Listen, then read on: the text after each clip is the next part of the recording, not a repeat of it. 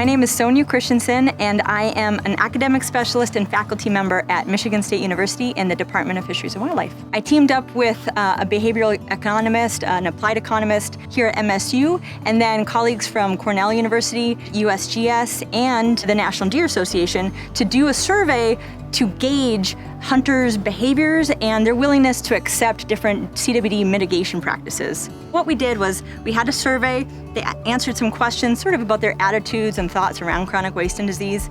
They then watched one of 6 different videos, and there were 7 treatments in all.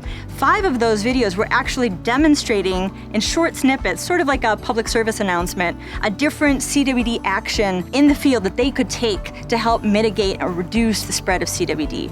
We then surveyed them after they watched this video, which was embedded in the survey itself, then tried to assess, okay, after watching that video, what's your intent this coming deer season? Are you actually going to do these practices?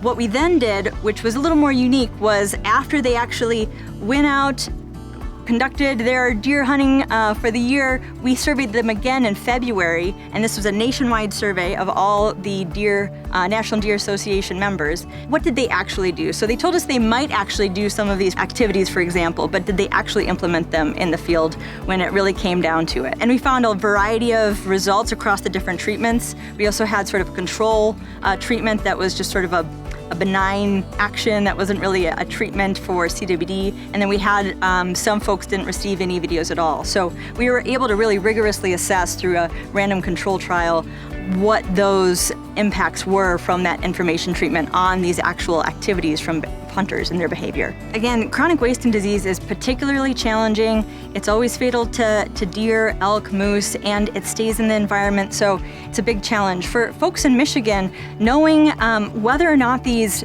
information treatments actually had an effect, and if we can change the actions of hunters to target different behaviors and what hunters might be more or less likely willing to actually implement, then state agencies can target those behaviors and actions more effectively and not waste money on things that maybe aren't really realistic for hunters to implement in the field. Also, investing in things like videos and public service announcements around chronic wasting disease, we know maybe now which ones would be better to invest in than others that would be more effective to actually getting that behavior change that we're hoping to see.